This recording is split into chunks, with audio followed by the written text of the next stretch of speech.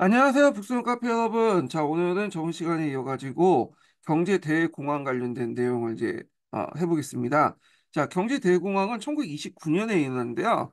자, 요때 이제 1920년대에 미국 상황을 좀 보면서 좀 대공황 부분을 살펴볼게요. 자, 그 당시에 이제 미국 같은 경우에는 1차 세계대전 이후에 군수 사업의 육성 등등 해가지고 많은 이제 무기를 유럽에 갖다 팔았고요.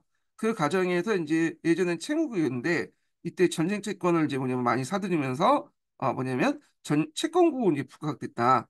그리고 그 당시 이제 1차 세계대전 도중에 예, 그 현금을 지불할 수 없으면 또 금을 이제 또 지불했거든요. 영국과 프랑스 등등이. 그래서 최대 금 보유국이 됐는데 이게 이제 2차 세계 때도 마찬가지예요. 2차 세계 때 영국과 프랑스가 그 미국의 무기를 가지고 오죠. 예. 그리고 나서 대신에 이제 미국한테 막대한 금을 줬거든요. 자, 그러면서 이때 이제 미국이 2차 세계 이후에는 금의 보유량이 거의 70%가 돼요. 전 세계 금의 보유량이. 이걸 바탕으로 해서 이제 그 당시 근본이 태환제도, 달러를 중심으로 한 근본이 태환제도를 실시했죠. 그래서 브랜드 우드 체제의 어떤 기반이 되는데 요 부분은 나중에 좀 얘기하고요. 그 다음에 요 부분이 예전에 기출문제 나왔죠. 세계 금융 중심지가 부각됐다. 그래갖고 예전에는 이제 런던이 이제 그 중심지였잖아요. 근데 여기에서 미국이 이제 중심지가 되죠. 미국이. 그래서 이제 있고 참고로 런던 그러니까 19세기 때까지만 해도 이제 그 당시 런던 하면 이제 영국이죠. 영국의 그 지폐가 파운드잖아요. 화폐가. 파운드가 이제 근본이 태양을 바탕으로 해갖고 이제 기축통화 되는데 1차 세계대전 이후에는 그럼 미국의 달러가 기축통화냐? 그건 또 아니에요. 예. 그래서 미국의 달러는 1918년에 가서야 나타나요. 중앙은행, 연방준비은행 이사회가 1917년, 16년에 만들어지고 그리고 나서 달러가 이제 발급이 되거든요. 예. 그래서 달러 패권이 등장하기 시작한 거는 2차 세계대전 이후에요. 예. 그러니까 1차 세계대전과 2차 세계대전 중간에 이게 간전기라고 하죠.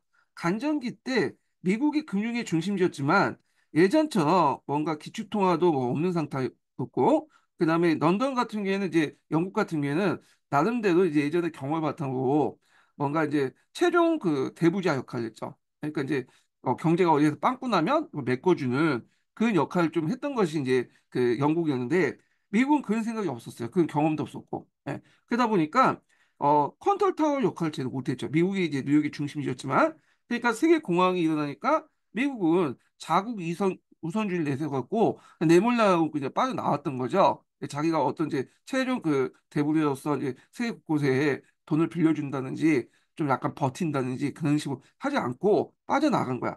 그래서 대공황이 널리 퍼졌던 것이 뭐냐면 이런 미국의 역할이 제대로 못했다. 세계 중심주의 역할을 못했다. 그래서 나중에 전후에 이제 미국이 그 점을 이제 깨달으면서 안 되겠다 해서 대공황 같은 위기에 빠졌을 때 뭔가 이제 컨트롤 타워할 수 있는 어떤 그 세계적인 국제 기구가 필요하다. 그리고 이거는 당연히 금 보유량이나 이런 것들 그 당시 막강한 경제를 갖고 있는 미국이 해야 된다는 인식을 2차 세계에 가서야 이제 인식을 하게 된 거예요. 자, 이건 나중에 다시 얘기하고요. 자, 하여튼 런던에서 미국으로 그러니까 뉴욕으로 바뀌었죠. 예, 뉴욕이 이제 이때부터 그 세계 금융의 중심지로 부각이 됐고 그다음 미국의 중공업이 상당히 발달됐다. 그래갖고 그 당시 미국은 상당히 1, 2차 세계를 거쳐서 세계 공장 역할을 했죠. 지금은 이제 중국이 하고 있지만 그 당시에 그렇게 했어요. 예. 그 뒤에 얘기지만 2차 세계대전 때 이제 일주일에 항공모함을 한 대씩 막 찍어냈잖아요. 막강한 생산력을 가지고 있는데 지금 미국은 그렇지 못하죠. 예. 그래서 근데 자 2251번 한번 읽어보겠습니다. 자, 미국은 1차 세계대전 때 혜택을 받은 편이다. 미국의 근보유국은 1차 세계대전 얼마 안 가서 세계 절반 갖고는 46억 달러에 달했고요. 이게 2차 세계 때 70%까지 달하죠. 뉴욕은 런던 대신해서 세계 금융의 중심지로 부상되었다. 한편 전시 중의 영하권의 중흥과 전후 각국의 차관에 기인한 미국의 중국어 발전은 1930년 초에 전체에 대한 그 패권을 포기한 손실을 보충하고 나옵니다. 그래서 그 채권, 전쟁의 채권이죠. 그 전체가 이제 전쟁 같은데. 예. 그 전쟁 채권을 이제 영국과 프랑스가 이제 가지고 있었는데 이걸 독일한테 이제 받아야 되는데 독일이 잘 안 줬잖아요. 그러니까 당연히 미국도 할수 없었죠. 그런데 이제 그럼에도 불구하고 뭐냐면 이때 1차 세기 전후해 가지고 이 공업 생산량은 충분히 이걸 만회할 만큼 뭐냐면 손실을 만회할 만큼 했다. 예. 그래서 이제 이런 내용들 좀 기억을 해두시면 될 것 같고요. 자, 윌슨 이후에 이제 공화당 정권이 등장해요. 그래서 이제 공화당 정권이 기본적으로 이제 고립주의 외교 노선이거든요. 예, 다 그런 건 아니지만 지금 트럼프도 이제 그런 노선을 타고 있죠. 그래갖고 뭔가 외국 문제에 좀 국제 정치에 좀 빠지려고 하는 것이어요.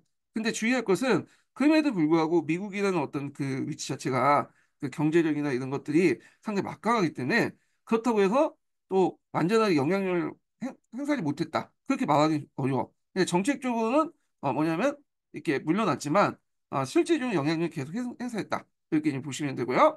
그래서 이 공화당 정권이 등장하는데 그때 대통령이 뭐 하딩이라든지 콜린지라든지 뭐 그런 것도 있고 여기에서 이제 콜린지가 좀 봤는데 콜린지 때 호황기 시대였다. 그러니까 이제 1929년 대공황 시기거든요. 그러니까 정점을 였던 때가 이 뭐냐면 콜린지 때죠.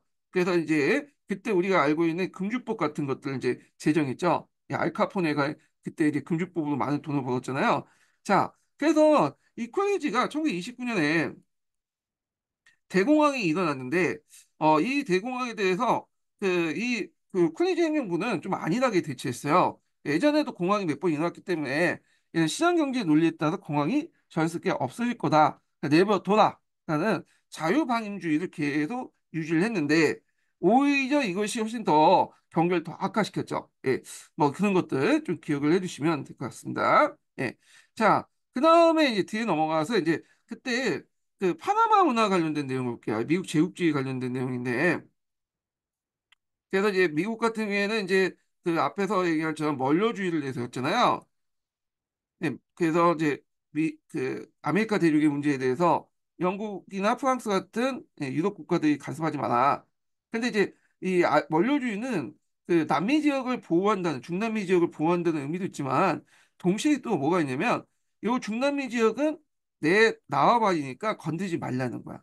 그러니까 원로주의를 재해석하면 미국의 어떤 제국주의 정책을 이제 잘 대면하고 있다 이렇게 볼 수 있는데 대표적인 것들이 이제 뭐냐면 1895년에서 1898년이죠. 98년에 일어난 미서 전쟁이죠. 자, 그때 이제 쿠바 근해에서 그러니까 쿠바는 그 당시 스페인 식민지였어요. 미국 배가 이제 폭파한 사건이 일어나니까 곧바로 스페인하고 이제 뭐냐면 전쟁을 했고 그렇지만 이 스페인이 미국한테 이제 발렸죠. 예. 그래서 이제 요 메이너 사건이라고 하는데 이 메이너 사건은 뭐 뒤에 조작됐다는 설도 있어요. 자, 그래서 이제 미국하고 스페인하고 한번 떠가지고 그다음 스페인이 지게 되죠. 그래서 그때 이제 쿠바나 푸에르토리코, 괌, 필리핀 미국 이게 뺏기게 돼요. 그래서 쿠바는 이제 좀 이따 독립을 했고, 근데 실제로 이제 친미 정권이 이제 등장했죠. 푸에르토리코는 지금도 미국의 식민지죠. 식민지보다는 미국의 영토긴 하는데 일종의 그 뭐라고 할까요? 직할지 하여튼 그런 이제 그런 역할이죠. 정식 주는 아니에요. 예. 그리고 감도 이제 마찬가지고 필리핀은 이제 원래 그 스페인 식민지였다가 미국 시민지가 됐다가 일본에 이제 2차 세계 때 잠깐 점령했다가 미국이 이제 독립을 시키죠. 자, 그래서 이제 요 내용들 좀 기억을 해두시고요. 그 다음에 앞에 얘기했죠. 하와이를 병합했죠. 예. 그래서 원래는 하와이에 하와이 왕국이 있었어요. 근데 미국인들이 이제 여기에 뭐 사탕수수 농장을 많이 만든다면서 왔다가 그다음에 세력이 커진 다음에 쿠데타로 하와이 정권을 다시 뺏어버리고 그 왕국을 멸망시키고 자기가 이제 나중에 미국에 병합을 해버렸죠. 뭐 그래서 원래 하와이는 그 태평 그 사탕수수 목적 경제적 목적으로 이제 미국이 이제 가져갔지만 나중에 보니까 여기가 상당히 그 뭐냐면 전략적 가치도 높은 거야. 그래서 나중에 여기에 해군기지 같은 것도 만들었고요. 예. 그래서 진주만도 그때 만들어진 거예요. 우리가 이제 알고 있는 진주만이요. 자, 그다음에 파나마인데 이 파나마는 원래는 이제 그 콜롬비아에 속했던 한 지역이죠.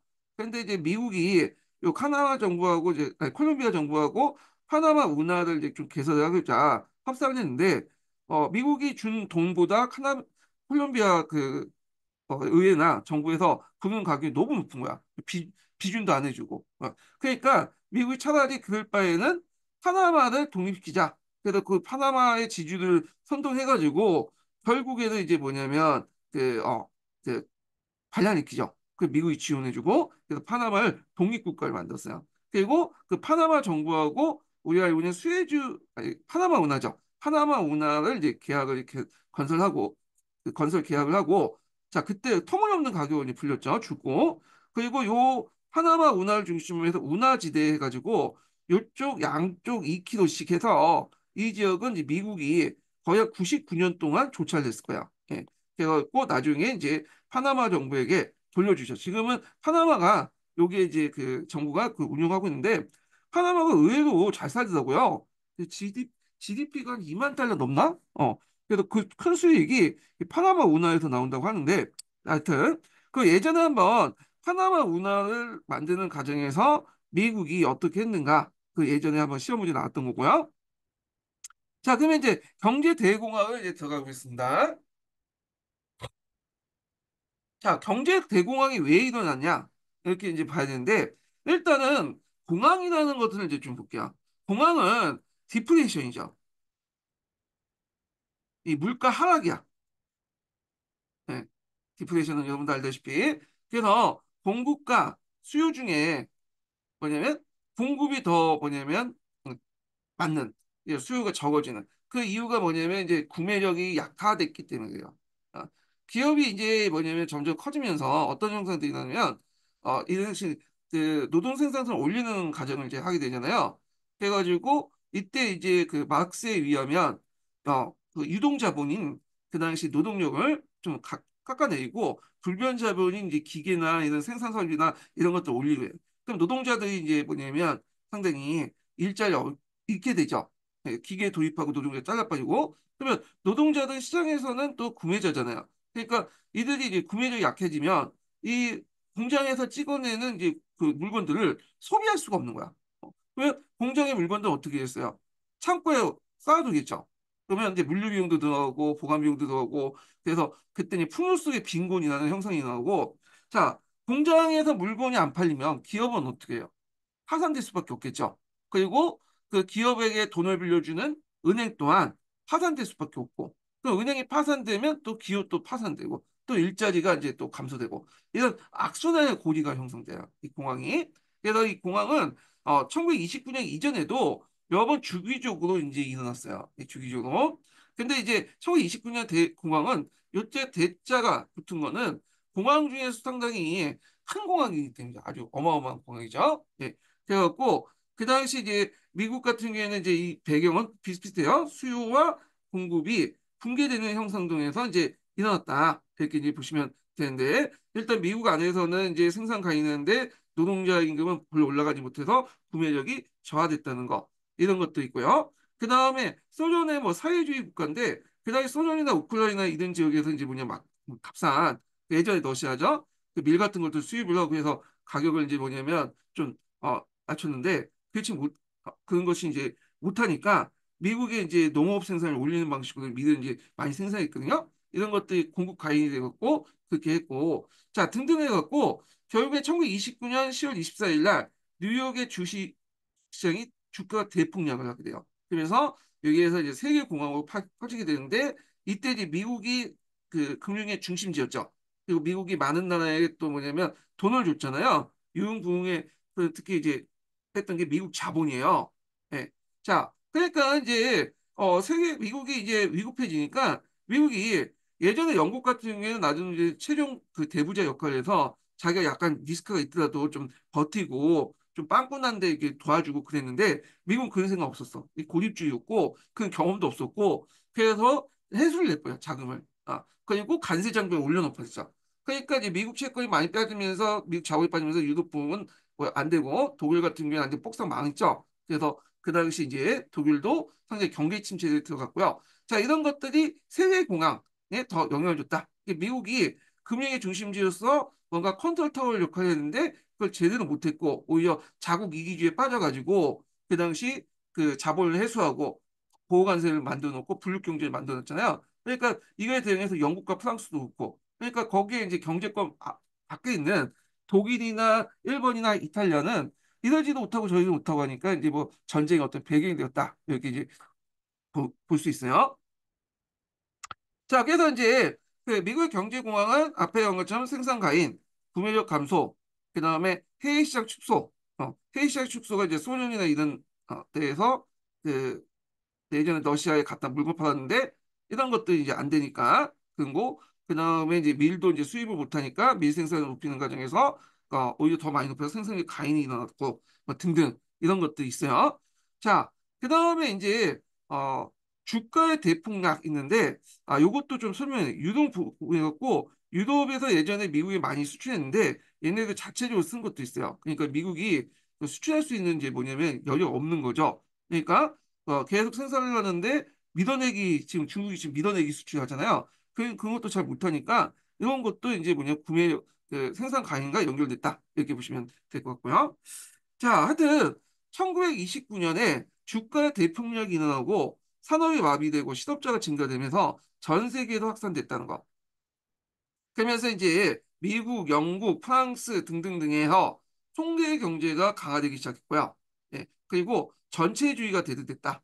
그래서 이제 미국, 영국, 프랑스 같은 큰 이제 뭐냐 그 당시 인사 국가들이 블록 경제를 이제 하게 되니까 자 이에 대해서 식민지나 공국의 시장이 적었던 상대적으로 아싸였던 이탈리아, 독일, 그 다음에 뭐 일본 같은 나라들이 이런 이제 대팽창을 통해서 이걸 극복하려고 했다 이렇게 이제 보시면 돼요.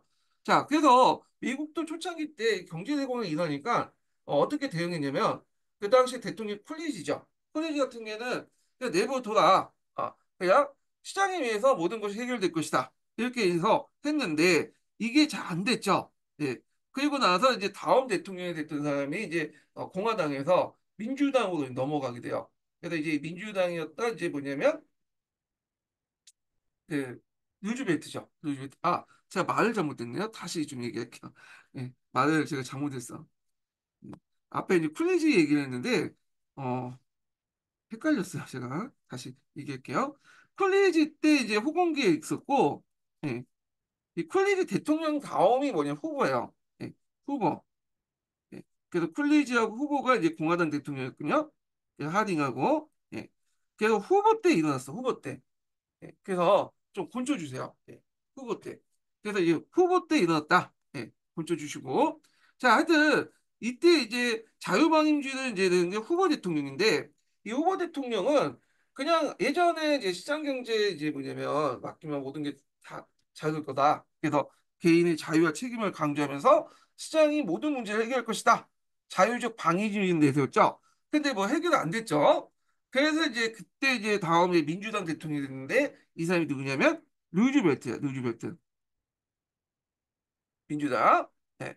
그래서 이 민주당 대통령이었던 이제 루즈벨트는 케인즈의 이론을 받아서 케인즈의 이론은 시장 경제를 바탕으로 해갖고 뭐냐 국가의 어떤 간섭 이런 것들 국가가 이제 재정 정책 등을 해가지고 이제 개입을 해갖고 시장의 어떤 그 가격을 유지시키는 그런 정책들 뭐 유효수요 이론 같은 것들을 제시했던 사람이죠. 그래서 케인즈 이론을 바탕으로 해서 뭐냐면 자본주의를 바꿨죠. 이게 수정자본주의라고 해요. 수정자본주의. 그러니까 시장을 바탕으로 계획 경제 요소를 플러스시킨 거죠. 예. 이 수령자본주의가 예전에 한번 2000년도인가 그때 뭐 통합사회인가 뭐 그때 공통사회 그러니까 통합 그 사회 문제도 한번 나온 적이 있어. 이 수령자본주의가. 자, 그래서 이제 케인즈의 이론을 받아들여 가지고 그 당시 이제 뉴딜 정책을 실시했다. 그래서 이제 리커버리, 리폼, 리폼 해갖고 3할 정책이라고 좀 하죠.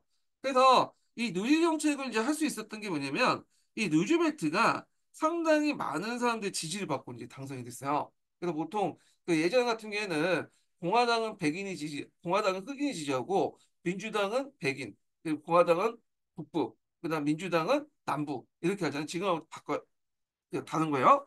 자, 근데 이때 이제 누즈베트가는 민주당 정권에도 불구하고 흑인과 북부에서 적극적으로 지지했어요. 그래서 누즈베트 연합이 형성됐거든요. 그래서 이제 나중에 이제 누즈베트가 사선까지 할 수 있었던 게 뭐냐면 이때 그 흑인과 북부에서 민주당을 적극적으로 지지를 했고 이걸 기반으로 1960년대 들어가면서 이제 나중에 민주당의 정권 기반이 바뀌죠.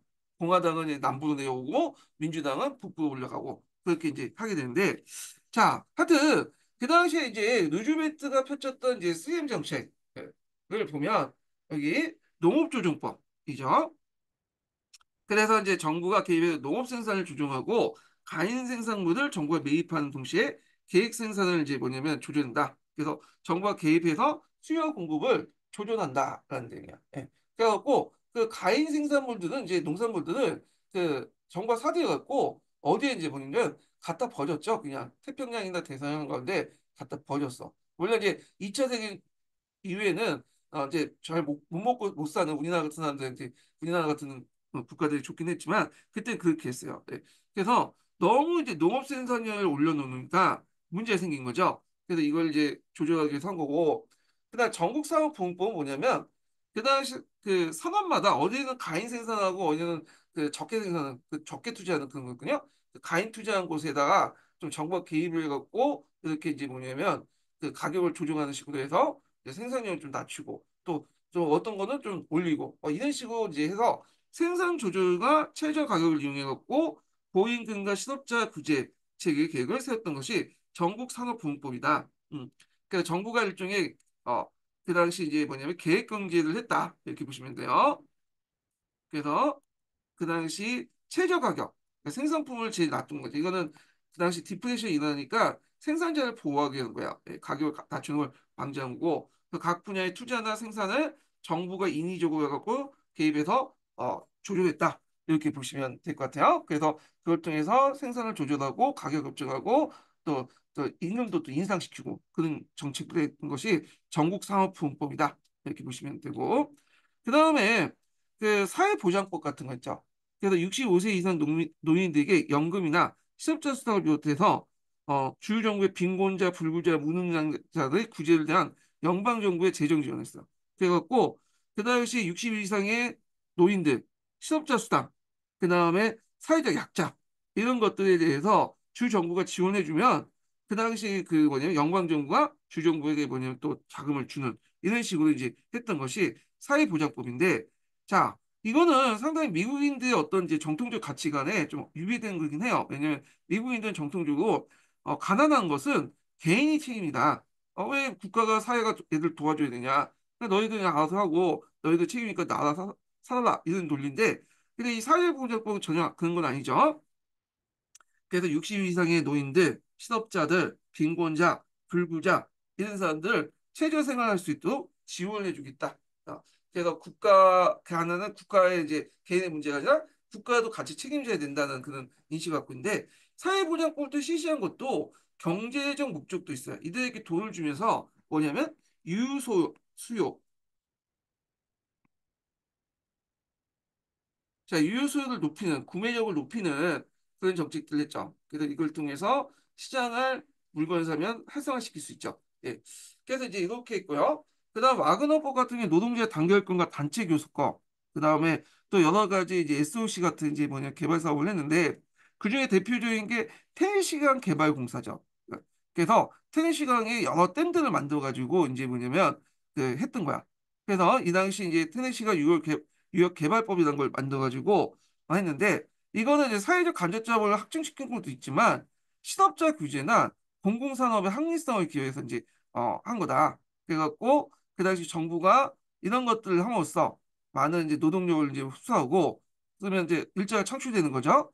그 다음에 공공사업에 국가가 개입되면서 이제 이렇게 했다. 이렇게 이제 보시면 돼요. 그래서 사기업의 어떤 모범을 보이기 위해서 사회 간접 자본을 되게 많이 했고요. 그거 외에도 곳곳에 공사를 되게 많이 벌였어요. 굳이 필요 없는 공사들 많이 했어. 예를 들어 갖고 뭐 땅을 파괴한 다음에 땅을 다시 덮게 하고 뭐 그렇게 하는 거죠. 예. 그래서 일자리를 창출해서 그렇게 만들려고 했다. 이렇게 이제 보시면 될 것 같고요.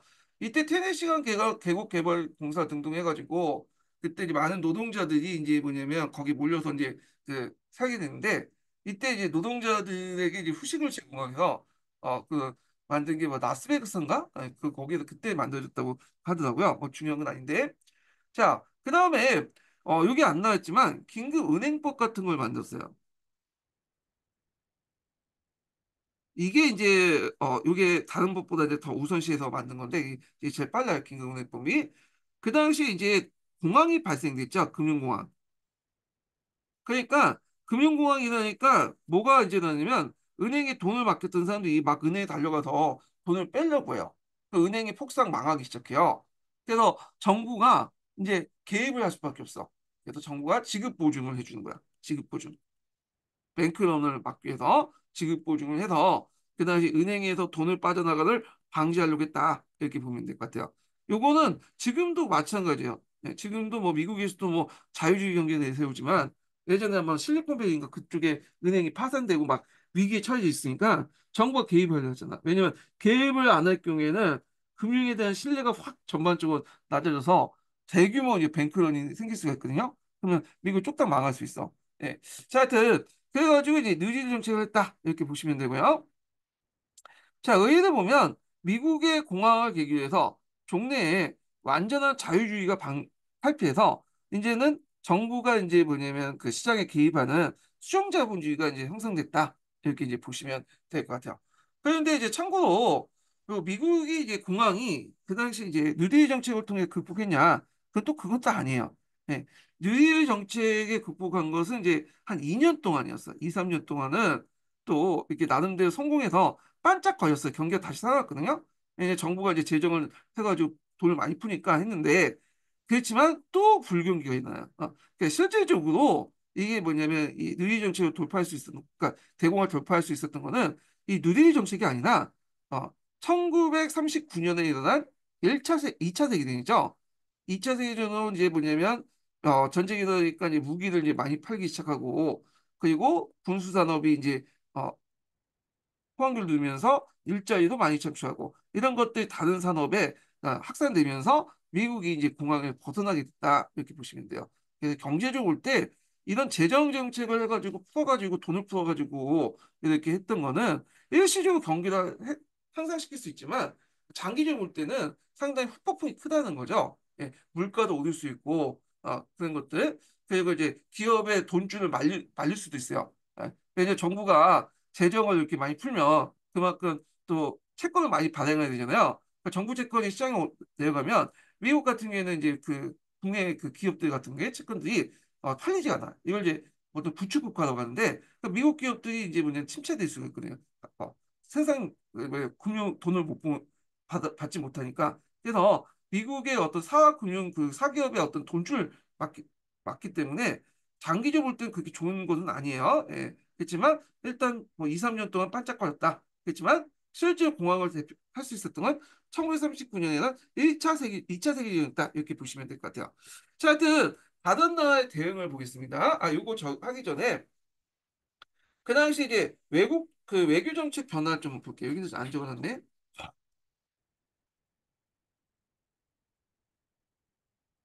자, 그 당시 이제 미국 같은 경우에 좀 전에 고립주의를 이제 버리고 국제협조를 지향하는 동시에 그 다음에 라틴 아메리카 나라에서 강압적인 태도를 버리고 공동의 안정과 그 공유에 주관한 선린 정책. 그러니까 선린 정책은 좋은 이웃 정책이라고 하죠. 예. 그래서 이 선린 정책을 통해서 이제 미국과 남미를 하나의 달러 블록으로 이해했어요. 블록이라는 것은 이제 일종의 비유적 표현인데 벽돌 같은 걸 블록이라고 하잖아요. 벽돌을 막 쌓아. 그래서 그 본국하고 또는 식민지 또는 그 본국의 영향력을 받는 그 나라들끼리 벽돌을 쌓고 여기는 관세 인하라고 막 그 무관세 등등 해갖고 혜택을 주는데 요 역외권에 있는 나라들 있죠? 역외권들의 나라는 관세 장벽을 많이 쌓아가지고 뭐냐 시장 진입을 못하게 하는 거야. 그러니까 자기만 잘 먹고 살자는 논리잖아요. 근데 이런 블록 경제 같은 경우에는 미국이라든지 그다음에 영국, 프랑스 등등 자국 시장과 식민지가 많았던 국가들은 통할 수 있는데 그렇지 못한 국가들은 통하지 못하고 오히려 소외당하죠. 예. 뭐 이런 문제점이 있는데 그래서 한동안 보였던 제국주의 정책을 지향하고 그다음에 불간섭 정책 같은 것들 하고 간대한 차관 제공하는 등 이렇게 하고 그 결국에는 쿠바를 독립시키고 필리핀도 10년 이후에 독립 약속을 했다. 이렇게 이제 보시면 될 것 같아요. 그래서 외교 정책 변화를 해서 그 당시 국제 협조도 지향하고 그리고 이제 그 당시 이제 주변에 있는 나라들 친하게 지내자. 이렇게 이제 보시면 돼요. 그래서 그걸 통해서 달러 블록을 형성하려고 했다. 이런 내용들 이런 것들 기억을 해두시고요. 자, 다른 나라의 이제 뭐냐면 그 경제 내용을 이제 좀 보겠습니다. 크게 이제 두 가지 방향으로 하는데 하나가 블록 경제가 이제 형성됐죠. 음, 영국과 프랑스가 이제 그 대표인 나라고, 그 다음에 전체주의가 등장했어요. 그래서 독일, 일본, 이탈리아 뭐 이런 나라죠. 그러니까 분립경제는 앞에서 얘기한 것처럼 영내권과 여객권을 분리시켜서 영내권에서는 여러 가지 이제 혜택을 주고 무관세 정책하고 여객권은 관세를 높이고 뭐 이런 이제 정책들 했던 건데, 자 여기에서 이제 영국이 이제 파운드 블록을 형성했고요. 그래서 이제 이런 식으로 자기 식민지와 본국간에 연결했고, 그 다음에 달러 블록 같은 경우에는 이제 여기 미국이 있고, 그 다음에 이제 프랑크도 있죠. 프랑크도. 나머지 아프리카에 많죠. 프랑스 시민지가. 그 다음에 잘 알려지지 않지만 엠블록도 있어요. 1번. 그래서 이게 이제 한국사에 잠깐 나오는데, 한국사에 보면 1930년대 들어가면 일본이 엠블록을 실시했다. 그래서 한반도와 만주와 일본을 하나의 블록 체제로 묶으려고 했대. 이렇게 이제 하는데, 엠블록은 파운드 블록과 프랑 블록과 달러 블록에 비해서 그렇게 크지 못해. 예. 왜냐하면 일단 일본의 자체가 이제 그 여러 열강들에 비해서 식민지, 지금 모르겠지만 그 당시에 시장이 작았고, 그 다음에 그 한반도라든지 만주나 그런 지역 자체가 시장이 크지 못했거든. 예. 그러다 보니까 그렇게 큰 역할을 못했던 거죠. 그러니까 일본이 그 돌파구로서 뭐냐면 전쟁을 일으켰다, 이렇게 보시면 될 건데, 자 그래서 이제 요 내용들 좀 기억을 해주시면 될 것 같아요. 예, 블록경제 요 모습도 여기 있으니까 아까 보시고, 자, 그다음에 이제 요때 인민전선이 등장했거든요. 예. 그래서 인민전선을 이제 근데 아직 요거 보기 전에 잠깐만요. 요거 봐야 됩니다. 자, 독일과 이탈리아, 일본이 자국 중심의 이제 경제권 확대를 위해서 대외 침략을 했다. 그래갖고 여기 잠깐 이제 보면 이제 볼 수 있는 게, 여기 이제 독일 실업률의 추이를 볼게요. 독일이 이제 한동안은 그 당시 이제 그 1920년대 그 초창기 때는 하이퍼 인플레이션으로 경기가 상당히 침체됐잖아요. 근데 수출 때문에 어떤 개혁 등등, 통화 개혁 등등 하고 미국 자본들이 많이 이제 거기 독일에 투자하면서 경제가 이제 다시 부흥했어요. 미국 또 독일 자체가 이제 기술력이 되게 뛰어나잖아. 그래서 이제 실업률이 되게 낮았어요. 20년대 중반부터는 경제가 안정돼서. 그런데 이제 여기 좀 보시면 알겠지만 29년을 기점으로 해갖고 확 뛰죠. 아, 시성률이 올라가잖아요. 요 낮은 가정에서 딱 뛴데, 결국에 당연히 여기 이제 뭐냐면 경제 대공황 때문에 그런 거죠. 그래서 경제 대공황을 해서 그 당시 미국 자본이 독일에 철수를 하기 시작해요. 그래서 당연히 기업이 파산되기 시작하고 일자리는 없어지고, 그 다음에 실업률이 올라가는데, 실업률이 올라가면 사회가 불안할 수밖에 없죠.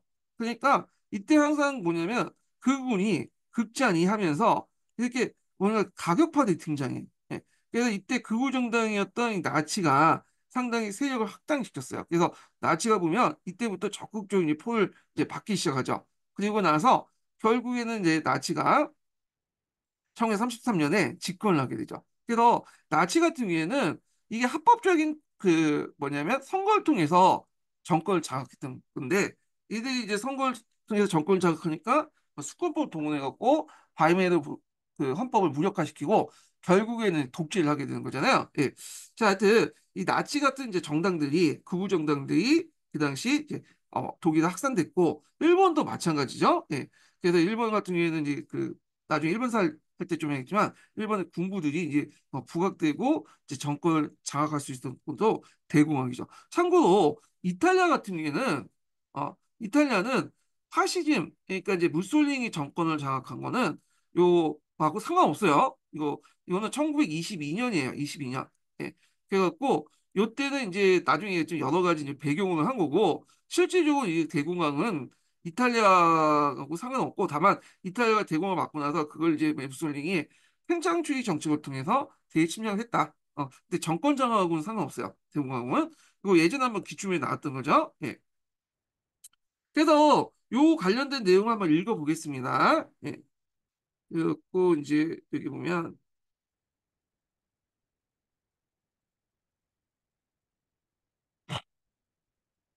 2268번만 읽을까요? 이거는 각자 읽어보시면 너무 많고. 자, 강대한 식민지를 보유했던 영국과 프랑스는 배타적인 분립경제를 형성하여 대공황을 극복하고자 했다. 분립경제란 제국주의 열강이 자국과 식민지를 결합해서 자급자족을 추구하는 경제체제다.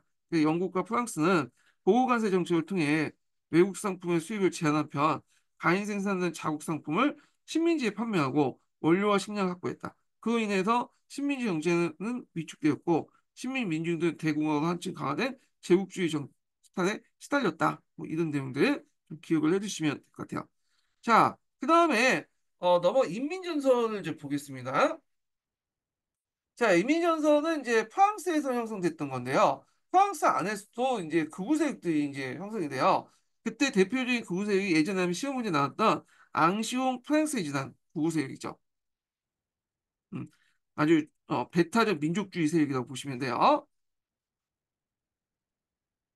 그래서 이제 앙시오 프랑시시가 이제 그 역할을 했던 건데, 자, 그래서 이런 파시스트 단체들이 활동을 했기 때문에 안 되겠다. 그래서 그 당시 비파시스트 세력들 있죠. 그래서 뭐 극자, 극우를 제외하고 그 당시 이제 중도 좌파들, 중도 우파들 이런 사람들이 이제 해가지고 새로운 초거국 내각을 만들게 되는데 이런 것들이 사회당 중심으로 이제 만들게 돼요. 이런 것들 보통 인민전선이라고 인민전선.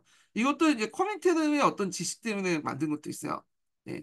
홈페이지 지시. 그래서 이제 이렇게 보시면 되고, 그래서 이런 극우 세력들 방지하기 위해서 사회적 중심으로 해서 중도 좌파, 중도 우파를 중심으로 해서 일종 초거국 내각을 이제 만들었다. 좌우 합작 내각을 만들었다. 이렇게 보시면 될 것 같고요. 자, 그래서 이제 있고,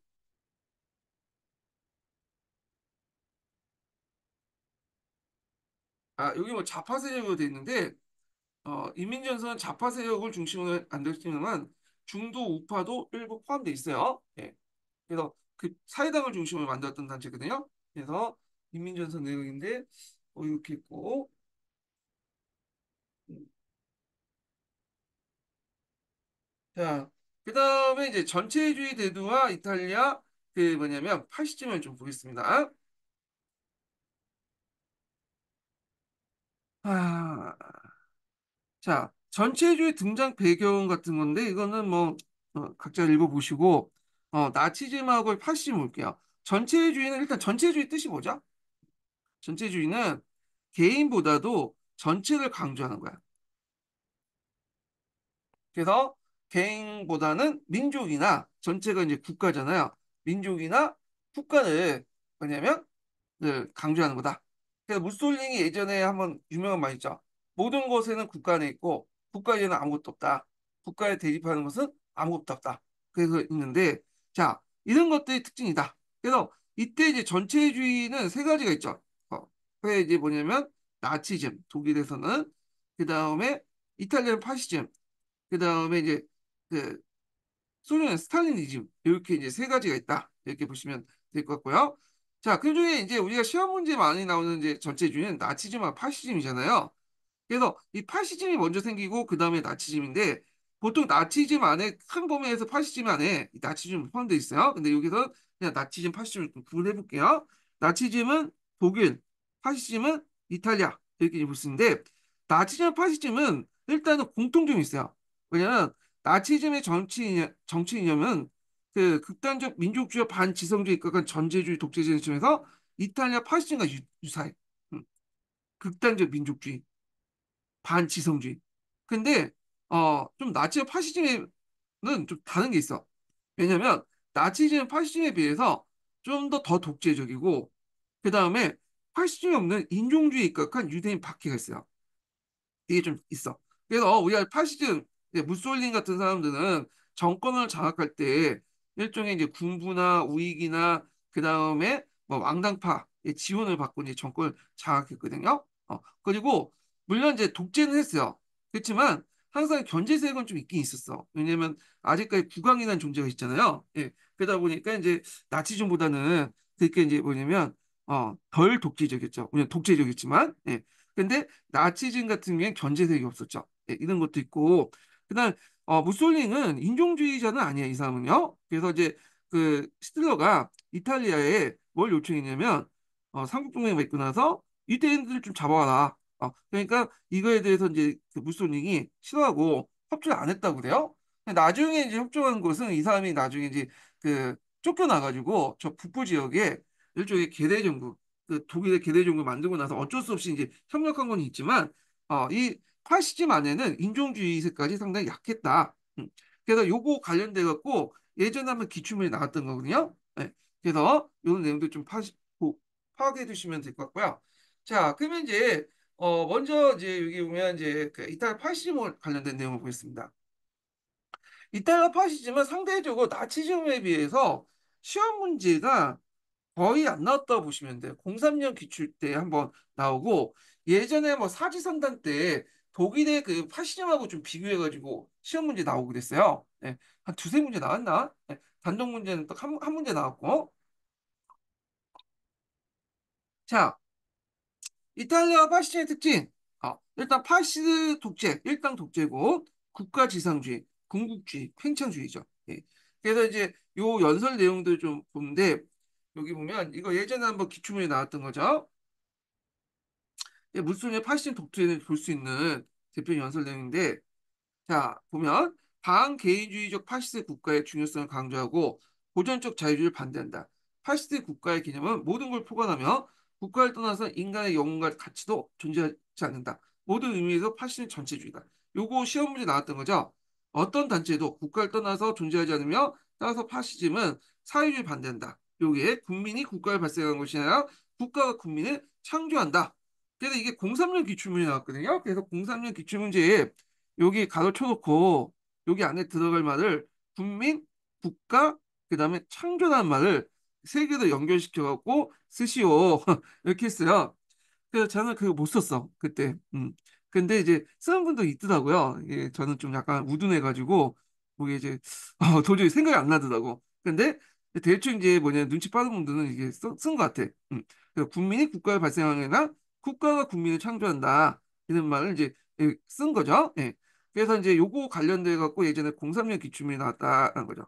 그래서 이거는 종전의 사회계약론 사상하고 좀 다르죠. 사회계약론은 국가라는 거는 국민의 합의를 통해서 이제 뭐냐면 만들어진 거잖아요. 예. 그러니까 요거는 사회주의적 개혁에 입각한 거죠.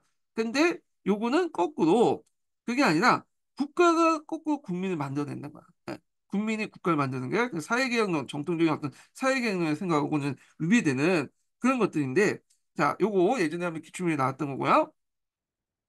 자, 그 다음에 이제 여기 보면 이제 이탈리아의 전제주의 배경. 그러니까 이제 이탈리아가 왜 무솔리니 정권을 장악할 수 있었는가. 이걸 이제 볼 수 있는데, 자, 이때 이제 이탈리아의 그 상황을 보면요. 베르사유 체제의 불만. 그래서 이제 베르사유 달마치아 연안을 얻지 못했다. 그래갖고 이제 미수복 지역은 얻었지만 이탈리아 이쪽을 때는 달마치아 연안 있죠. 요 지역이 예전에 이탈리아 영토였다. 참고로 여기는 베네치아 식민 지역이었어요. 그래서 이제 있는데 이거에 대해서 불만이 팽배하고 그래서 그 당시 다누치우가 그 당시 의용군을 해갖고 달마치아 그 끝자리에 있는 피우메를 공격하죠. 피우메를. 예. 그래서 피우메를 점령하는 그 사건이 일어났거든요. 자, 그래서 이제 있는데 참고로 이 달마치오나 피우메나 이 지역은 이탈리아 영국권을 주장하는 뭐 자기가 예전에 뭐 땅이었다고 이제 해서 영국권을 주장하긴 했지만 실제 여기 살고 있는 사람들이 이탈리아 사람이 아니에요. 거의 대부분은 어떤 사람들이냐면 슬라브 계통의 민족들이요. 네, 그렇기 때문에 그렇게 주장할 수 없었던 거고 자 하여튼 뭐 이렇게 있고 그다음 사회주의 세력의 확대 그래서 북부 이탈리아 농촌 지역에서 농촌 노동을 조직화되면서 정치가 확산됐고요. 그래서 중공업이나 교통기관의 대파업, 공장 점거, 그리고 노동자의 공장 운영권 요구 등 해가지고 그 정부 그 또 많은 사회주의 단체들이 등장을 하게 되면서 새롭게 이제 1차 대전 끝난 후에 이제 등장한 신생 정부의 어떤 권력 기반을 약화시켰다. 거기에다 자원이 빈곤하고 산업 부진이나 실업자가 만연한 상태에서 이제 그 당시 무솔링이 집권하게 되죠. 원래 이 무솔링은 처음에는 사회주의자였어요, 이 사람은. 근데 나중에 극우로 바뀌게 된 거야, 이 사람이. 그래서 이제 이 사람은 이제 뭘 만드냐면 그 제대 군인을 이제 모아가지고 전투단을 조직해요. 그리고 대중 조직으로 그 다음에 가니발디의 이제 갈색 설치장을 이제 모방해갖고 검은 설치장을 걸 조직해요. 이런 것들. 그리고 이제 예전에 노마를 부흥하자. 강력한 민족주의를 내세우던 과정에서 그 노마 제국의 부흥을 내세우게 되고 후에 이제 노마식 인사법이나 청년 무장단체 가두 투쟁 그 다음에 고대 그 신라와 의식을 활용하는 등등인데 이 노마식 의식법 같은 거 뭐 이런 것도 하이스틸라트 이렇게 하는 거 있죠 손을 이렇게 흔들고 이렇게 딱 치켜드는 그런 방식인데 그거는 이제 원래 그 독일에서 했던 게 아니라 그 이탈리아에서 했던 거를 이제 배운 거죠. 자, 하여튼 이렇게 했다는 거 좀 기억을 해두시면 될 것 같고요. 자, 집권 과정을 보면요. 자, 여기에 보면 이제 공산당 타도 주장, 자본가 군인 지주의 지지 등에서 노마 진거를 통해서 정권을 뭐냐면 차지했다. 요거 좀 기억을 해주시면 될 것 같아요. 이게 정권이 차지한 연도가 1922년이에요. 네. 이거 20년 예전에 기출에 언급됐던 거죠. 참고로 그 당시 이제 히틀러가 이제 정권을 장악한 건 1933년이죠. 11년 플러스 해갖고 보시면 되는데, 자, 여기에서 이제 볼 수 있듯이 히틀러는 합법적인 선거를 통해서 집권했어요. 근데 여기에서 이제 무솔링은 노만한 진구에 대한 어떤 그 노마 진구 퍼포먼스를 보여가지고 했다. 그래서 그때 이제 물론 진압을 할 수 있었어요. 근데 그 진압을 안 했죠. 왜냐하면 자본가이나 군인이나 지주들이나 망당파 등등이 공산당 타도를 내세웠던 이제 뭐냐면 그 무솔링을 적극적으로 지지했기 때문에 그 노마 진군을 뭐냐면 저지하지 않고 오히려 환영했다. 그래서 이걸 통해서 독재 정권을 장악했다. 이렇게 보시면 될 것 같아요. 제가 이걸 설명하다가 넘어갔네. 음, 이것도 좀, 여기 맞네요. 예. 자, 그래서 요 관련된 내용들 좀 기억을 해주시고요. 그래서 요 부분을 한번 읽어보겠습니다. 2293번 읽어볼게요.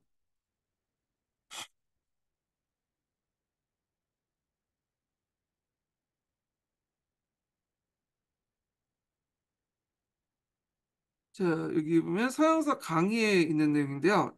여기 그냥 서양사 개론에 있는 내용 읽어볼게요.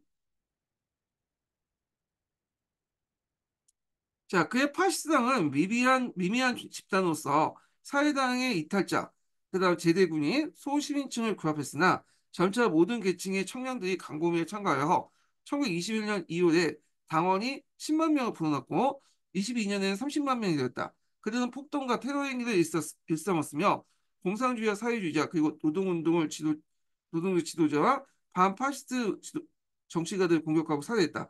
1922년 10월 군대와 경찰의 무기날에 파시스트 이른바 로마 진군을 간행했다. 그래서 국왕 엠마누엘 3세의 무솔리니의 조각을 위촉했다. 엠마누엘 3세는 자, 그래서 이제 노마 진군을 했다. 이렇게 보시면 될 것 같고요. 그래서 이제 후에 파시스트 민병대를 창설하고 선거법 유리하게 개정해서 의 다수당을 차지한 다음에 여러 가지 파시스트 입법을 해요. 언론, 출판의 자유를 금지시키고 그 결국에는 파시스트 당 외에 모든 정당을 금지시켰다. 1인 독재 체제를 확립했다는 거야. 그래서 이제 서유럽의 어떤 이제 의회 정치 대신에 이런 파시스트 중심의 일당 독재 체제를 확립시켰다. 이렇게 보시면 되죠.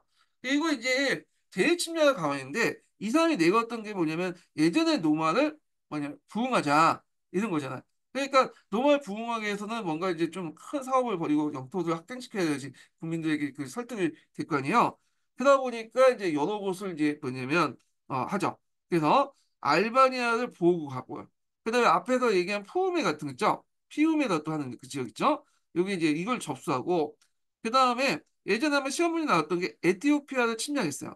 예전에 제1차 에티오피아 전쟁이 있었잖아요. 여기에서 이제 이탈리아 군이 아두아 전투에서 패배를 했죠. 그래서 그걸 설욕하고 로마의 영광, 로마 제국의 영광을 이제 드높인다 해가지고 에티오피아를 점령해서 거기를 점령했어. 예. 그리고 국제연맹에 탈퇴했죠. 제지를 하니까. 예. 자, 하여튼 이런 것들 했다. 그래서 국제연맹이 이제 에티오피아를 침략한 이탈리아에 대해서 그 뭐냐면 제지를 했지만 실효성이 별로 없죠. 뭐 이탈리아 상품의 불매와 주요 군사품의 그 물자에 이탈리아 금수 조치를 했지만 거의 실효성이 없었다. 실제로 이제 제대로 되지도 못했고 특히 수에즈 운하 같은 경우에는 군수 물자가 왔다 갔다 할 때 영국이 이제 방관해 버렸죠.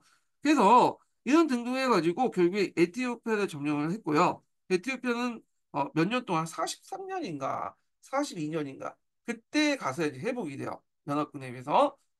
그리고 이런 것도 이제 좀 보시면 될 것 같아요. 예. 요 관련된 내용이 예전에 한번 기출문에 나왔고요. 그 다음에 또 나트륨 협약을 맺게 되죠. 이 나트륨 협약. 요 나트륨 협약은 이제 뭐냐? 이거는 이제 그 뭐냐면 예전에 로마 문제 때문에 맺은 거예요. 이 로마 문제 뭐죠?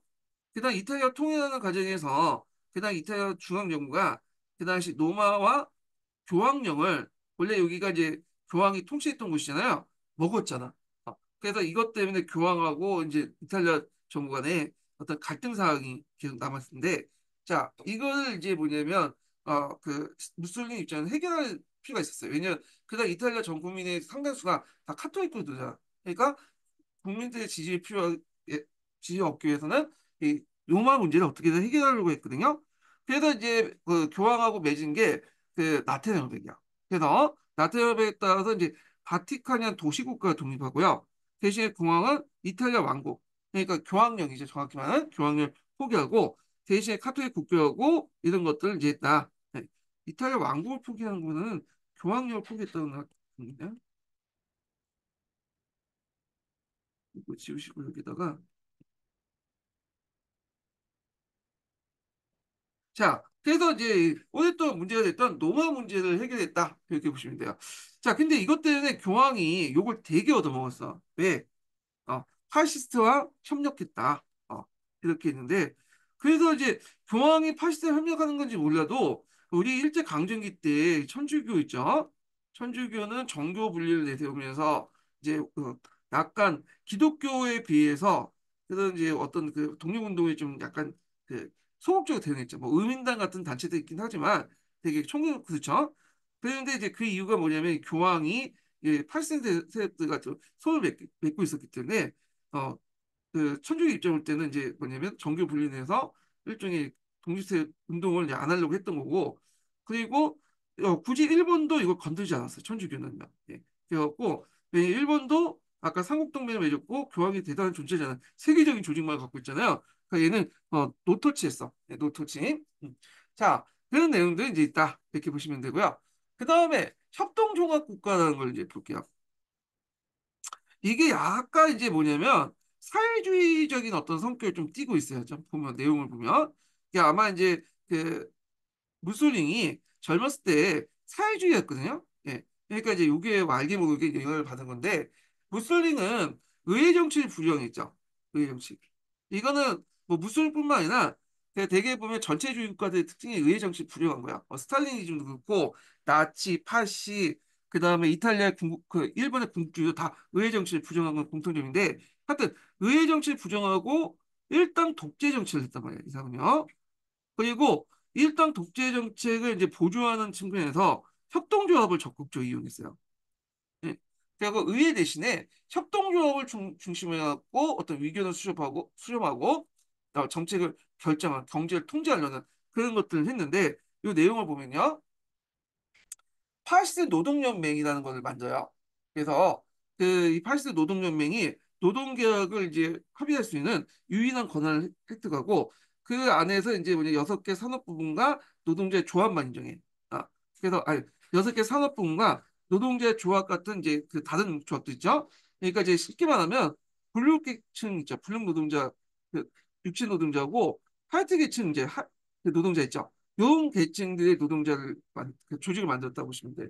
6개 산업 부문하고 그다음에 그 외 13개. 그래서 요 밑에 산하에 이런 것들을 뒀고요. 예. 그래서 그 하원 대신에 협동조합위원회를 통해서 의견을 수립하고 뭐 가격을 결정하고 뭐 등등 뭐 물가를 통제하고 생산과 또 임금을 통제하고 이런 식으로 했다. 이렇게 좀 보시면 될 것 같아요. 그래서 이 팔스 노동연맹 안에 이런 단체를 통해서 경제를 통제하고 생산과 인구를 통제했다.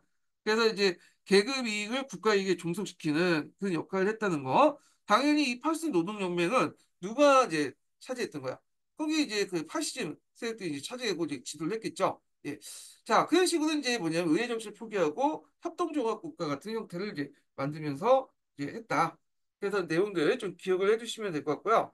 자, 요 관련된 내용이 이제 서양사 개론에 자세히 적혀 있거든요. 예. 2299번에 적혀 있어요. 음. 그래서 이제 이거는 이제 각자 읽어보세요. 예. 그래서 뭐 이렇게 있고, 자, 그 다음에 이제 그 독일의 나치즘을 보겠습니다. 자, 독일의 나치즘은 시험 문제 많이 나오죠. 이거는 되게 많이 나와. 히틀러를 되게 싫어하는데 또 시틀러는 또 좋아서 또 문제 많. 그러니까 시틀러 싫어하는데 문제는 시틀러 많이 내더라고. 뭐 예증의 관계가 있는지 잘 모르겠는데 하여튼 이 사람이 하여튼 이제 좀 약간 간종이었잖아 20세기 때. 그래서 이제 그 시틀러 관련된 나치즘 문제가 상당히 많이 나온다. 그러면 어떤 방향에서 나오냐면 첫 번째는 이제 뭐냐 시틀러의 경제 정책. 음, 이게 이제 예전에 한번 시험에 나왔던 거고요. 한 번도 안 나왔던 거야. 그 다음에 두 번째가 시틀러의 인종 정책이에요. 유명하죠. 유대인들 약살하는 거. 그리고 마지막으로 이제 볼 게 뭐냐면 히틀러의 팽창 정책인데 이제 이게 뭐냐면 보통 이제 2차 세계대전 이전과 이후로 나눠볼 수 있잖아요. 근데 2차 세계 이전에 주로 많이 나와. 그러니까 폴란드 침공 그 직전까지 요 부분이 이제 시험문제 나오거든요. 근데 2차 세계대전은 안 나오더라고요. 약간 그래. 나는 내 같으면 2차 대기를 내겠는데 2차 대기 이전에 침공 과정은 많이 나오면서 그 이후에 관련된 내용이 없어. 그래서 하여튼 요 세 개 부분을 이제 뭐냐면 중점적으로 공부를 해두시면 될 것 같고요. 특히 2번하고 3번 인종정책하고 2차 세계대전 때 이제 히틀러가 이제 팽창하는 그 정책들, 일련의 과정들 이런 것들을 이제 중점 보고 공부를 해주시면 되겠습니다. 이 시틸러는 그 독일 사람이 아니라 오스트리아 사람이에요. 오스트리아. 오스트리아 태어났죠. 그래서 오스트리아 세가논의 아들로 태어났다고 해요. 그래서 이제 젊었을 때 빈에 가서 이제 미술학교를 가갖고 이제 좀 입학해서 좀 미술가가 되려고 했지만 이게 매번 떨어져 갖고 거의 뭐 노동하면서 이제 거기 빈에서 한우 먹고 이제 그 하루 일하고 한우 먹고 사는 그런 사람이었는데 그 당시 이제 빈에서 반유대주의가 확산됐어요. 그래서 그게 알게 모르게 이제 뭐냐면 그 영향을 받았고 1차 세계대전이 일어나니까 오스트리아군이 아니라 오스트리아군은 이제 피하면서 이제 징집을 피하면서 독일로 넘어가는데 독일군의 자원이 입대했어. 그러니까 오스트리아군보다는 이 사람은 독일 좋아했나 봐. 그래서 독일군에 입대해서 1차 세계 크게 이제 뭐냐 싸우고 훈장도 받고 이제 나중에 이제 딱 전쟁이 끝나니까 할 일이 없잖아요. 그러니까 군대에 계속 남아 있었나 봐요. 그래서 군인 그 상부에서 그 당시 이제 어떤 조그만 단체를 조사해라. 해서 그 사람을 보냈거든요. 그 단체가 이제 후에 그 나치라고 부르는 독일 노동자당이에요. 그래서 독일 노동자당 반유대주의 작은 정당이었어요. 그래서 7명 정도 있었던 그 정당이었는데 그 정당을 가서 일종의 활동 내용을 뭐냐 보고를 하는 거야. 그래서 계속 보고 이제 또아치 같은 역할을 하는 거죠. 간첩 역할을. 그래서 보고 이제 계속 상부에 보고를 했는데 이 단체 활동 보니까 정 마음에 안 드는 거야. 그래서 자기가 나가서 운전도 하고 단체를 이끌기 시작해. 일종의 첩자가 갔다가 이 단체를 장악을 했고요. 그래서 결국에는 이 단체를 더 키우죠. 이 사람이. 그래갖고 이제 뭐냐면 뭐 갈색 서치단을 차용해서 이제 폭풍 부대를 조직하고 시가행전하고 하고 1923년에는 무에너도 봉기를 하죠. 바이메르 정권을 타도한다고 실패했고 그 사건에 투옥됐는데 그 투옥하는 과정에서 우리가 알고 있는 나의 투쟁을 이제 출판했죠. 자, 그러면 내용을 보겠습니다. 자, 전후 독일 정세를 보면 아까 이제 했던 내용인데 잠깐 이제 언급을 할게요. 여기 보면 제2제국의 몰락과 바이메르 공화국의 설립. 그다음에 프랑스의 누유 점령의 위기에 봉착 그리고 그다음 1920년대 후반 국제관계 개선 및 경제 위기 회복 있는데 이게 제1제국과 2제국이 있는데 1제국은 신성로마 제국이고요. 2제국은 이제 뭐냐면 아 보불 전쟁이 끝난 후에 통일제국 있죠. 통일 독일 제국을 얘기하는 거예요. 네. 그리고 3제국이 있어. 3제국은 시틀러가 자칭 이제 3제국의 지칭이죠. 자기가 만든 세계를 3제국이다 이렇게 되는데 자, 시리얼 집권 과정의 특징을 보면요. 앞에서 얘기했지만 무솔리니처럼 이렇게 이제 뭐 일종의 쿠데타 형식으로 집권한 건 아니죠. 포포모쇼 형태로 집권한 게 아니라 혁명이나 폭동이 아닌 합법적인 선거를 통해서 선출했다. 물론 이제 시틀러도 무엔에서 그 당시 폭동을 일으킨 했어. 비온 폭동이 아니라 맥주 폭동, 맥주 그 마시는 곳에서 혼에서 폭동이 있지만 실제 집권한 것은 합법적인 선거를 통해서 선출한 거죠. 이게 좀 특이한 거고. 그래서 이제 비오 폭동 이 사람이 이제 독일 노동자당에 가입을 했다고 했죠. 이게 원래 사차로 갔다가 자기 이제 조직을 인수해 갖고 이제 키웠는데 그래서 나중에 국가사회주의 노동당을 이제 기칭하고 이걸 일명 나치라고 하죠. 자, 비오는 폭동을 보면 배경을 보면 프랑스군이 느르 지방을 점령하니까 사회주의자들이 이제 바이메르 정부를 비판하게 돼요. 네, 히틀러죠. 그래서 갈색 서치단을 중심으로 폭동을 발생을 했는데 그렇지만 국가가 진압되고 히틀러가 체포됐다. 그래서 이제 히틀러가 이제 재판에서 여러 가지 뭐 연설도 하고 뭐 민족주의 사상도 막 전파하고 뭐 벨시아를 비판하고 하면서 많은 또 지지를 끌고 모았어요. 그리고 나서 감옥 속에서 또 그 유명한 나이트쟁을 집시하거든요. 요게 예전에 하면 기춤에 나왔던 거죠. 이 나이트쟁은 어 후에 이제 히틀러가 집권하고서 제일 많이 팔렸다고요. 왜냐면 강제로 이거 사게 했어요. 예. 그래서 결혼식 할 때도 나이트쟁 앞에서 이제 선선하고 그렇게 했는데 이게 이제 그 첫째 이제 인종주의에 입각한 이제 그 책인데 이 나이트쟁의 내용이 예전에 한번 기출문에 나왔어요. 그게 그래서 요걸 먼저 짚고 넘어가 보겠습니다. 나이트쟁 보면 자 여기 나이트쟁 내용인데 여기 많은데 이게 대충 이제 얘기만 할게요. 이 사람은 인종을 이제 크게 여러 부류로 나누는데 그 중에 제일 우수한 부류가 아리안이에요. 아리안. 네. 그리고 그 밑바닥에 있는 부류가 이제 슬라브족과 그 다음에 이제 집시나 유대인들이죠. 네. 그래서 집시나 유대인은 경멸 대상이야. 그리고 슬라브족들은 이제 아리안족의 일종의 노예로 이제 삼아야 된다. 그러면서 이제 아리안이라는 민족을 되는데 아리안은 게르만족 중에 제일 순수한 민족이라고 이제 얘기하고 있어요. 그래서 이제 이렇게 아리안 관련된 내용이 예전에 한번 시험에 나왔던 거거든요. 그래서 요거 좀 기억을 해주시고요. 자, 그래서 이제 이 나이트젠 관련된 내용 한번 읽어보겠습니다. 자, 이 나이트젠은 아돌프 히틀러가 쓴 정치 선언문이고 그가 완성한 유일한 책이며 독일 국가사회주의 바이블이었다. 1925년과 27년 두 권으로 출간되었고 1930년대 요약판이 나왔다. 그래서 1939년 520만 부가 팔렸으며 12개 언어로 번역되었다. 이렇게 있죠. 그래서 비오르 폭동에서 감옥에 갇혀있을 동안 썼던 거죠.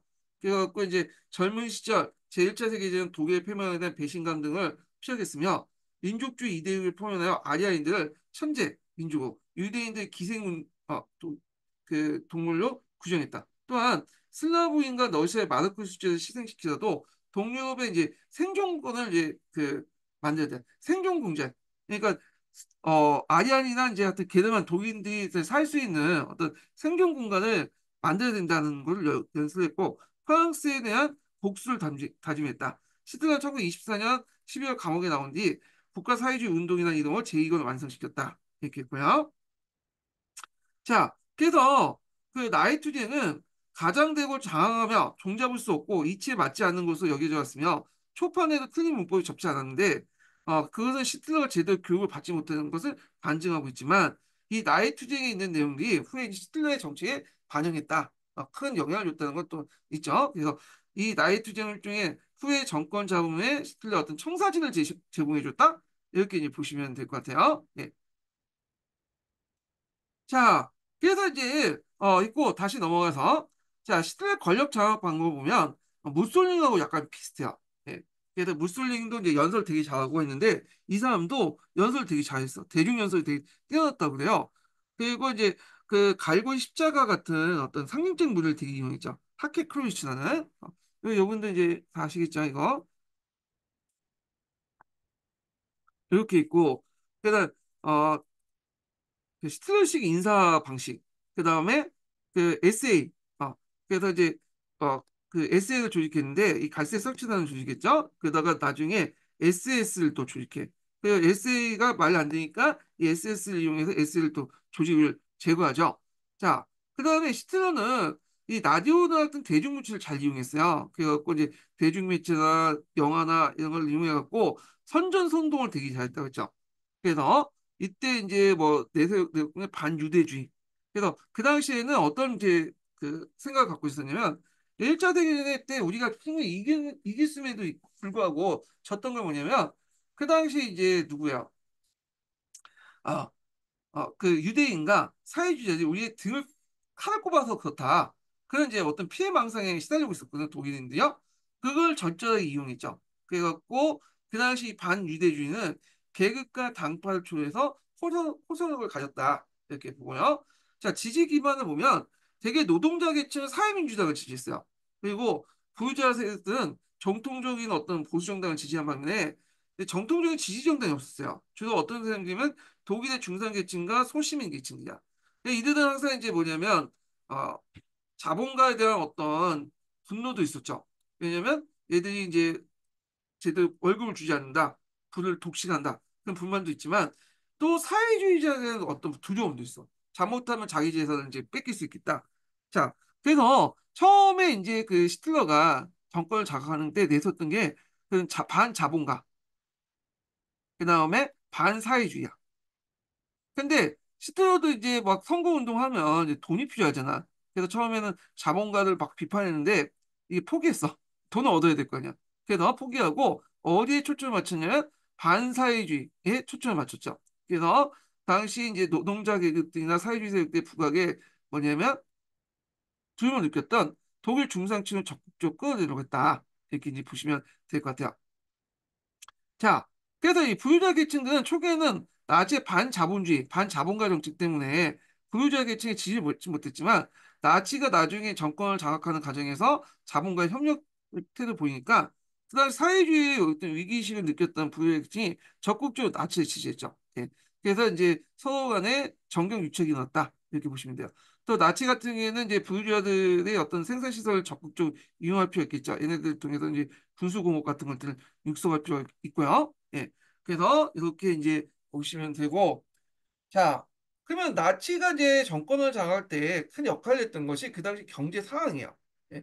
그래서 그때 경제가 호황이었으면 나치가 그렇게 제1단까지 등장하지 못했고, 정권도 장악하지 못했는데, 실질적으로 이제 뭐야? 어, 그러니까 그 경제가 별로 안 좋았죠. 그래서 이제 경제 대공황이 이제 일어나면서 그 당시 그 중산계급과 중소한 농민층의 공황 여파로 안정감을 상실하고 나치를 지지하게 되고요. 그리고 공산주의 배격하고 사회주의 옹호하고 그다음에 나치는 계획 경제를 했어. 그래서 나중에 좀 얘기했지만 나치가 집권하고 나서 계속 이런 그 사람들 중산계급들이 지지하고 심지어 노동자들도 처음에는 나치를 지지하지 않다가 나중에 나치를 계속 이제 나치의 경제 정책 때문에 이제 지지를 하기 시작하거든요. 이게 되게 중요한데 나치는 이제 이걸 돌파해야지 자신의 어떤 그 뭐냐면 지지 기반을 확대시킬 수 있잖아요. 그러니까 이제 독일의 어떤 사업 발전이 상당히 중요했고 이때 계획 경제를 적극 도입했다. 그 모델이 됐던 것이 미국의 뉴딜 정책이에요. 이게 히틀러가 나중에 미국하고 싸웠지만 히틀러가 미국을 상당히 좋아했어요. 예. 그래서 뉴딜 정책을 통해서 계획 경쟁도 했고, 그래서 그때 뭐 아우토반이나 이런 것들을 이제 만들고 그랬잖아요. 예. 그리고 그 여러 가지 공공사업도 이제 유치해가지고 일자리를 부흥시키고, 자 이런 것들이 독일의 어떤 사업에 발전하고 노동자를 나중에 지지를 이끌 수 있는 배경이 되었던 거죠. 예. 그런 것도 있고. 그 다음에 이제 히틀러가 나중에 얘기했지만 미국을 너무 좋아했기 때문에 미국의 인종차별법도 받아들였죠. 그래서 흑인의 규정을 어, 미국에서 어떻게 했냐면 1% 피라도 섞이면 흑인이다. 이렇게 했는데 영향을 받아서 나중에 히틀러가 유대인을 적용할 때도 똑같은 논리를 했죠. 조부모 중에 한 명이면 유대인이다. 이렇게 이제 조부모 중에 한 명이 유대인이라도 유대인이다. 이렇게 이제 규정했던 것도 미국의 영향을 받은 거야. 하여튼 그래서 이제 이 나치즘이 이제 경제 기반 등장과 나치즘의 좀 잘못 썼네요. 자, 훔칠게요.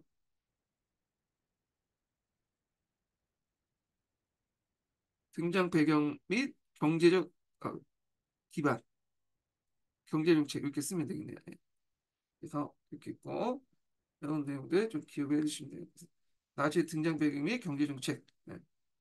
좀 쓰시면 될 것 같고요.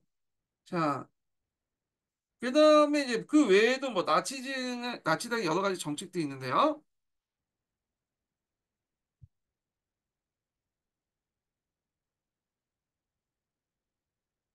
여기는 좀 쉬었다가 진행하겠습니다. 요거는 요거 하기 전에 마지막 인증번호 첫 번째 인증번호 해드릴게요. 첫 번째 인증번호는 80번입니다. 첫 번째 인증번호 80번이에요.